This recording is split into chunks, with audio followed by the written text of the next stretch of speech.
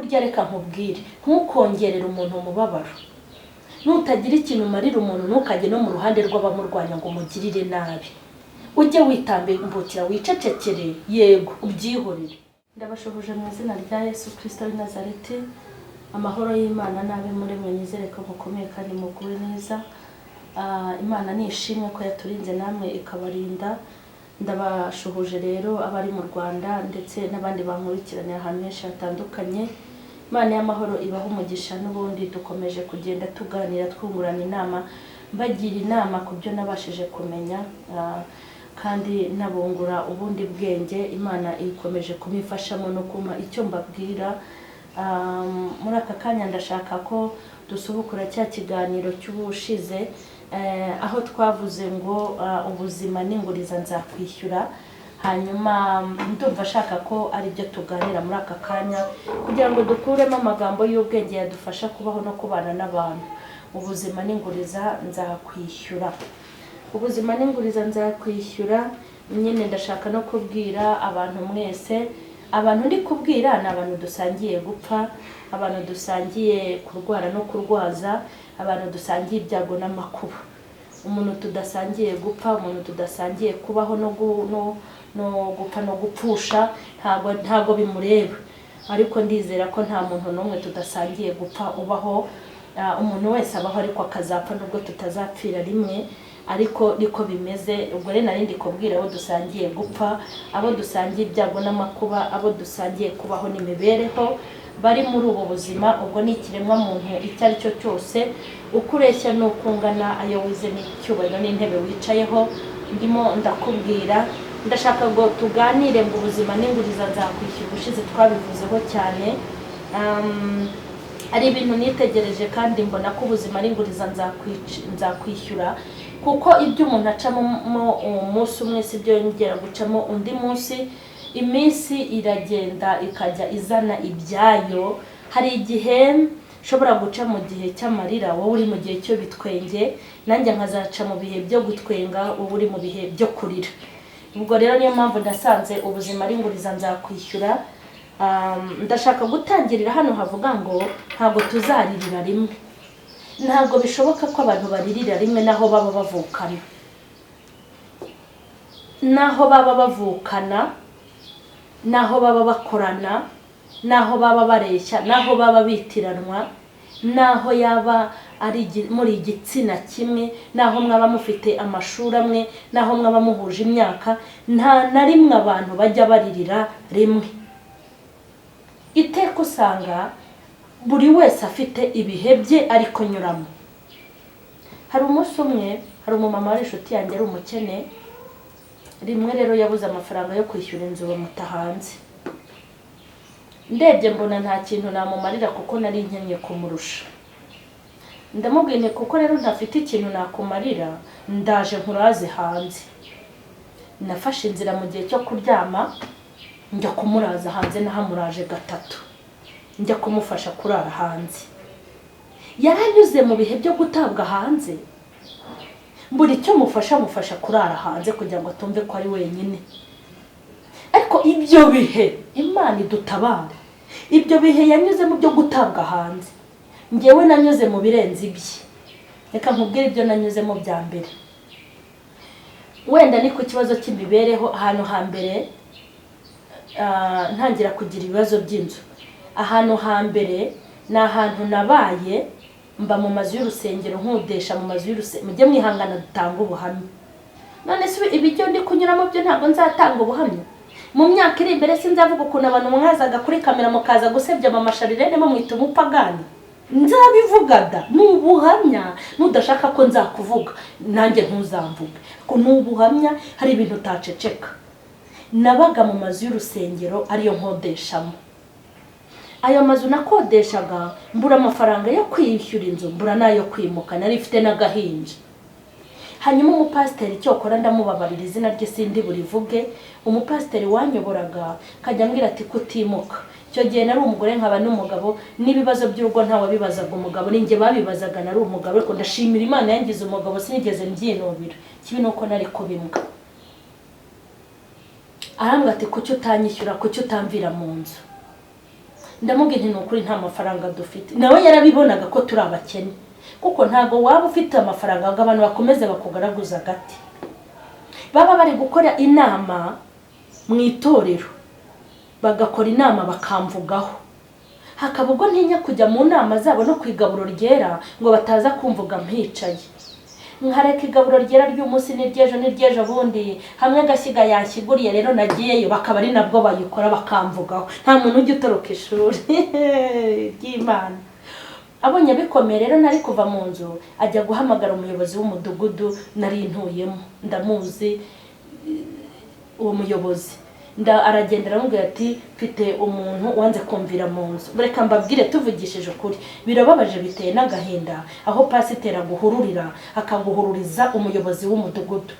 Itorero riba rifite ubuyobozi bungana kure, riba rifite no kugukemurira ikibazo kikarangira itaguhaye nta wangu. Uwo muyobozi w'umudugudu araza aramubwira ati nibihe bibazo mufite hano pasiteri. Ibaza ariko kugira ngo pasiteri, hari ibintu biteye agahinda ariko Imana iturinde iminsi y'imperuka. Arangije aravuga ati uyu mugore amaze igihe mu nzu, yanze kuduha inzu, yanga no kwimuka, yanze kutwishyura no kwimuka. Uzi ijambo umudugudu yamusubije birababaje. Abo twita ngo ni abasinzi, ngo ntibasenga, ngo ntibaba mu rusengero, ngiye mbona bazaridutanga muri tureba nabi. Yarambwira ati mba rero pasiteri, nanjye bitewe n'ukuntu nkodesha, ibibazo by'inzu rwose n'ubukode sinjya mbasha kubikemura. Ugira ngo se nuko atabikemuraga, ahubwo n'Imana yari imushubije. Mudugudu agenda nta kintu amumariye. Mudugudu amaze kugenda nta cyamumariye, Mudugudu amaze kugenda nta kintu amumariye, akoresha ubwenge bwe nyine buvanze n'ubupagani bwe n'ubugome bwe. Ahita yicara apanga ukuntu azankura mu nzu, ahita ahamagara umusiramu witwaga narindi vuze. Aramuhamagara wadodaga inkweto, haramubwira ati ngufitiye ikiraka. Aramuzana aramubwira ati urabona iriya nzu uriya mugore abamo? Ati yego, ndashaka uzayisakamburire. Hari mu gihe cy'imvura. Aramubwira ngo uzagende mwereke icyumba ndaramo, kuko burya buri nzu yose igira icyumba cy'abamabuja nyine cya mama na papa. Kiba gihari, niyo winjiye mu nzu itumenya ngo iki ni icyamabuja. Niyo ngiye gukodesha inzu mpita mvuga iti aha niho nzarara, ni icyumba mbese kiba kiza. Arangije ambwira ngo dore aha ryama ni hariya, uzagenda ukureho amabati nk'abiri azavamo tu. Pasiteri ndanamushuhuje cyane kuko nzi ko nkurikirana, ariko ibi ndi kuvuga nta bugome no kumwihimuraho birimo, ni ubuhamya, nta nzika mufite nta n'urwango, ariko nzajya mbivuga. Buriya nawe nibimubabaza bazankurikiraho ajya bafata neza. Imana imuhe umugisha. Nari ifite agahinja kayivane, kari agahinja, nari ndi njyenyine. Hanyuma hari no mu mvura, ngewe nashidutse numva bari gukuraho imisumari ku mabati. Mbaza abana ngo habaye iki? Bati bari gusakambura inzu. Okay, mpita nterura agahinja kanjye ningwe n'abataguta ibitaka mu maso kana kanjye. Ari n'umuntu wari wanguriye isombe uwo munsi, nari nishimye ngiye kurya isombe n'inyama, maze iminsi mike njyaye. Turagenda nterura agahinja kanjye twicara munsi y'urugo, inzu barayisakambura. Ndeba bamaze gukuraho ibati rimwe, ariko ibaze ahantu ibati ryose bamaze gukuraho ibati rimwe, bakuyeho abiri. Hahita haza undi muyobozi, uwo icyo gihe yari umwarimu. Hari sinzi umuntu ari umuhamagara amubwira ati barimo gusakamburiraho inzu mu masharirene. Araza akangara uwo muntu ati ninde wakubwiye kurira aho ngaho usakambura inzu?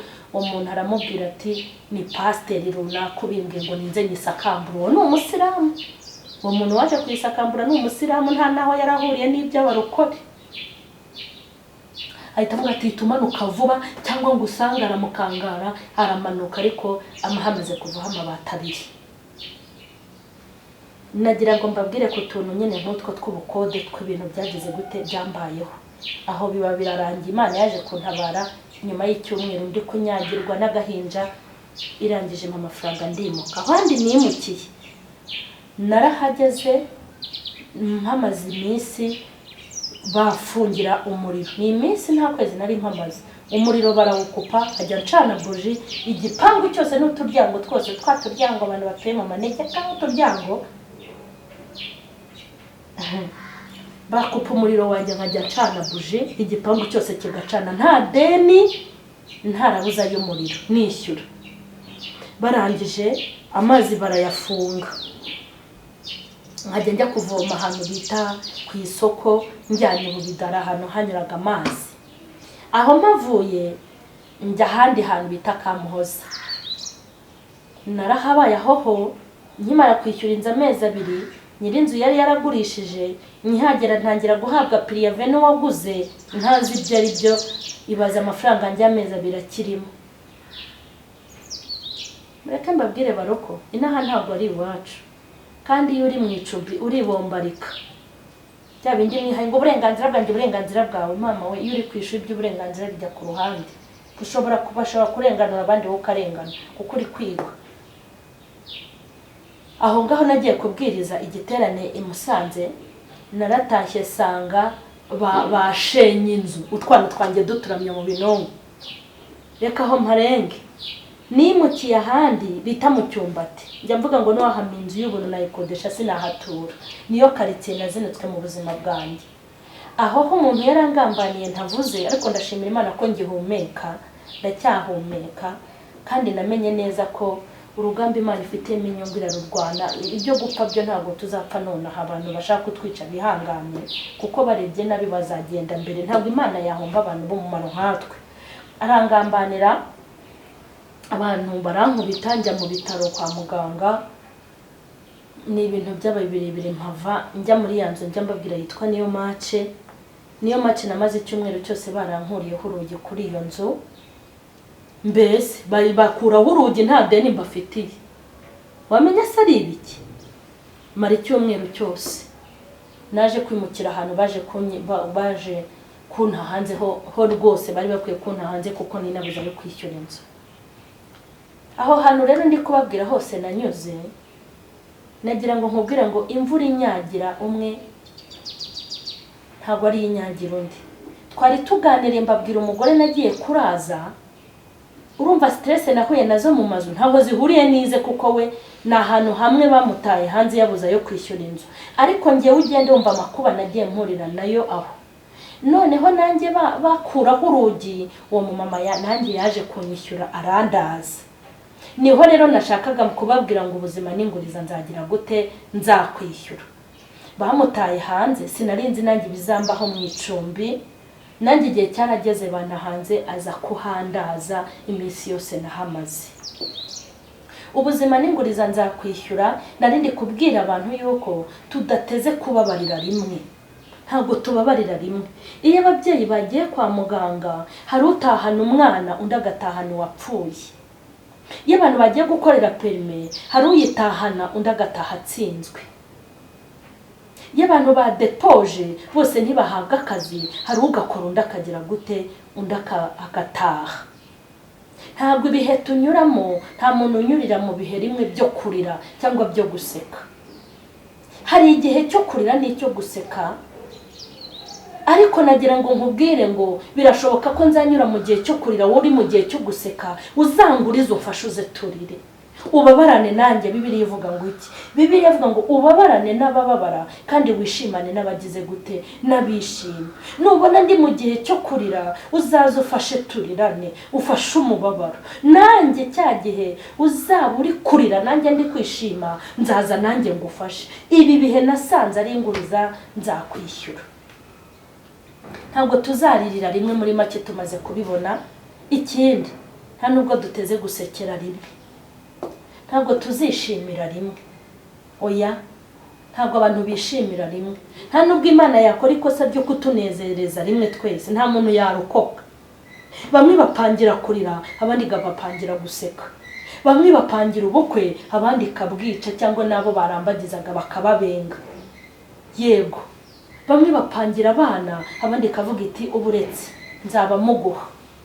Abamwe bahakazi, abandi ati nimbabe babagabanyije mu bakozi baba birukanye. Burya ni nayo mpamvu tuba tudakwiye kurenganya abaduteje ibyago, kuko nta muntu wigeze akora ikintu Imana itemeye. Nta muntu ufite ubushobozi ku buzima no ku mibereho yawe ku buryo yagera mu rwego rwo kukubabaza Imana itamukinguriye. hanyuma ndashaka gukurikizaho amagambo avuga ngo igihe uzaba uri kurira nzaba ndi guseka, kandi igihe uzaba uri guseka nzaba ndi kurira. Niyo mpamvu dukwiye gufashanya rero, hanyuma tukabana hafi. Ntabwo nigeze mbona ibyago iyo bigiye kuza ntabwo bijya bikwandikira. Ntabwo ndabona ibyago bifata telefone ngo bikwandikire, ngo bikubwire ngo nubwo uri kwishyura inzu ariko mu myaka imeze gutya ntabwo uzaba wabishoboye. Ushiduka byakubayeho. Ibyago iyo bigiye kuza ntibikwandikira, nta nubwo ibyago iyo bigiye kuza bigutelefone, nta nubwo biguteguza. Iyo uri buzacika amaguru ntabwo ibyago bikubwira ngo uzacika amaguru kuri iyi tariki, ntabwo bikubwira ngo kuri iyi tariki uzaba uri mu bitaro, nta nubwo bikubwira ngo uzashyingura cyangwa ushyingurwe. Ni ibyago bitungura umuntu uwo ari we wese. Kandi mu bantu bafite jemeri bakagira n'ibigo by'ubumaneko bikomeye ku isi cyangwa no mu gihugu, hakabaho ikintu bita intelligence. Nzi neza ko nta muntu ushobora kuneka ngo aneke imvura izagwa mu kwa cyenda avuga ngo izaba ifite uyu muvuduko, kubera yuko ibyo bihishwa amaso yacu. Iyo umuntu ashaka kukwica ntabwo abikwandikira, niyo umuntu ashaka kukugirira nabi ntabwo abikwandikira, iyo umuntu agiye kukwirukanisha ku kazi ntabwo abanza kubikwandikira. Ni ibyago biza bigutunguye kandi bikaza bitaguteguje. Rero nimba amakuba n'ibyago bitaguteguza, nitwige kubana n'abantu neza. Ungurize mu buzima ndimo nanjye nzagira nti nzakwishyura. Hari umudamu umwe wari waragashize, wari uruhukiye mu mahoro ye, niko babyita. Yararuhukiye mu mahoro ye, afite urugo atuje nta kibazo afite. Ngewe rero nari na nyiramiruho mbwirirwa nkaburara, nari narazezengeye babona ko nta zuba rishobora kumvira n'umunsi n'umwe, babona ko nta mucyo wandasira. Abwira umwana w'umukobwa twari inshuti wambaga hafi akanasengera, yari n'umuhanuzi kandi ibyo yampanuriye byose amaso yanjye yarabirebye. Aramubwira ati rero reka nkubwire runaka, uriya mugore mugendana igihe cyose ugendana nawe ntabwo uzatera imbere, ariko hari abagore ratamwagashize wagira ngo mufite imibumbe yanyu muzigomeramo. Nibyo nkubwira, wowe ufite umugabo wicaye mu rugo mu masharirene yikoreye urugo ku mutwe unyicayeho. Iyo unyicayeho ntabwo uba ufite. Ese ntabwo wibaza ko nawe umugabo wawe ashobora kuguhinduka? Ubona se umugabo wawe yambaye icyuma cyangwa yambaye igiti?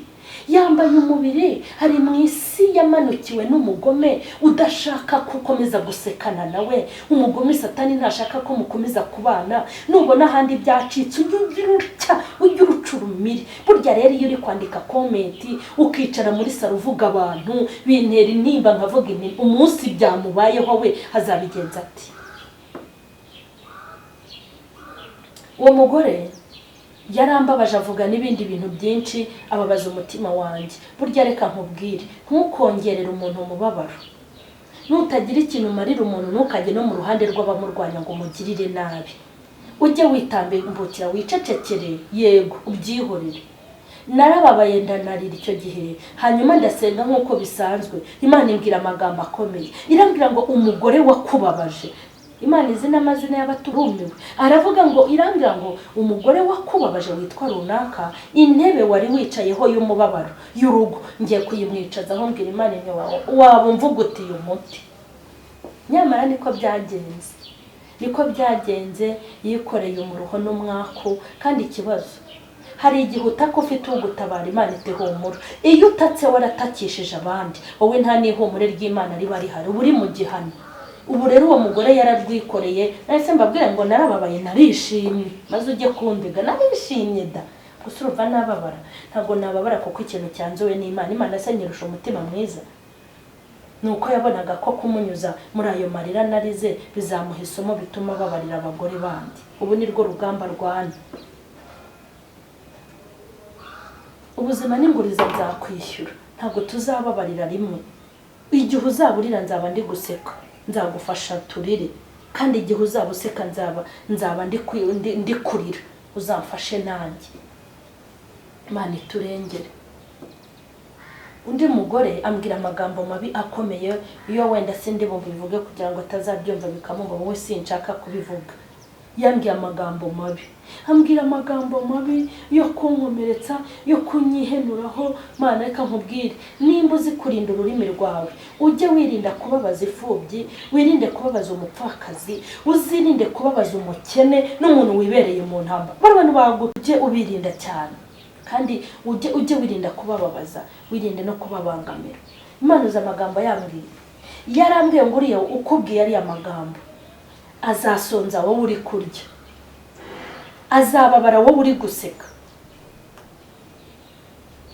Imbwira ibintu izamukorera. Uwo mugore yari umukire pe, yari umukire afite akantu kandi gatubutse. Ubu tuvugana Imana yaramufashe imushyira hasi, ari hasi pe, no kugira ngo abone ibyo arya ni ikibazo gikomeye. Ndashaka ko tutazajya tubaho nk'abantu, ntitukabeho nk'abantu bumva yuko ibyo abantu bitatureba. Ntitwababyaye, ntacyo mpfana nawe, ntaho mpurira nawe, ntabwo ibyo bintu ari byo.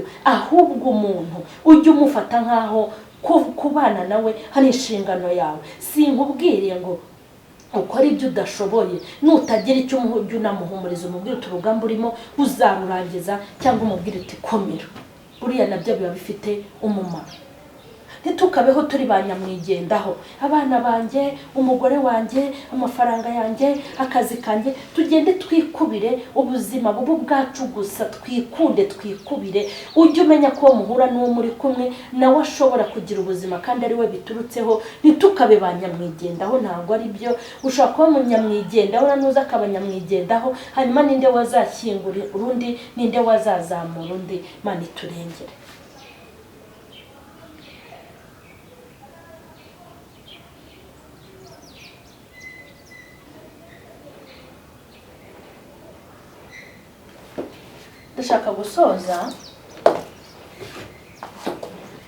Ndashaka gusoza ujye unguriza mu bihe nzaba ndimo, umbe hafi, nanjye nzakwishyura mu gihe uzaba urimo, nkube hafi. Nta muntu wakennye yabipanze, nta n'uwapfushije yabiteguye. Amakuba twagiye dukubitana nayo ntabwo twari twabipanze. Nta muntu wabaye imfubyi kuko yabihise, nta n'uwapfakaye kuko yumvise ari byo byiza. Amakuba yose turagenda tukabona aradusanganiye. Ibibazo tugenda duhura nabyo byo ku manywa ndetse na nijoro bigenda bitwisukaho uko bukeye n'uko bwije. Izuba ryaje iwanjye nawe iwawe ryakwakira, kandi umwijima wabuditse iwanjye nawe iwawe buryo ushobora kuza. Tujye tuba abantu beza, rero dufashanye uko dushoboye mu buryo bwose, hanyuma ibindi tutazashobora Imana yo mu ijuru izabidushoboza. Ndabashimiye muri iki kiganiro cyanguriza nzakwishyura, ubuzima n'inguriza nzakwishyura. Imana y'amahoro nibaho umugisha, mushyire mu bikorwa ibyo mwumvise. Mureke dusenge. Imana y'amahoro, Imana ikiranuka kandi nakomeye, uri uw'icyubahiro n'igikundiro, uri ntihemuka, mwiza kandi muzima. Umaze kutwigisha gukundana no gufashanya. Ndasenze kugira ngo uduhe imbaraga zo gukundana, gufashanya. Ndasenze kugira ngo uduhe imbaraga zo kwita ku bababaye n'abagowe, kandi uduhe imbaraga zo kugukorera, dukorera abantu bawe ibyiza bibanezeza bakishimira yabaremye. Mana ndasengera abantu bagowe kandi bababaye, bari mu byago no mu makuba hirya no hino, kugira ngo bamurikire umucyo wo mu maso hawe, ubavire muri aka kanya no muri iyi minota. Urakoze rero, ndagushimye kubw'ineza yawe ikomeje komatana natwe, kandi ndagushimye kubw'umutima wawe udahwema kudutekereza. Icyubahiro n'ikibi cyawe ni mu izina rya Yesu, amen.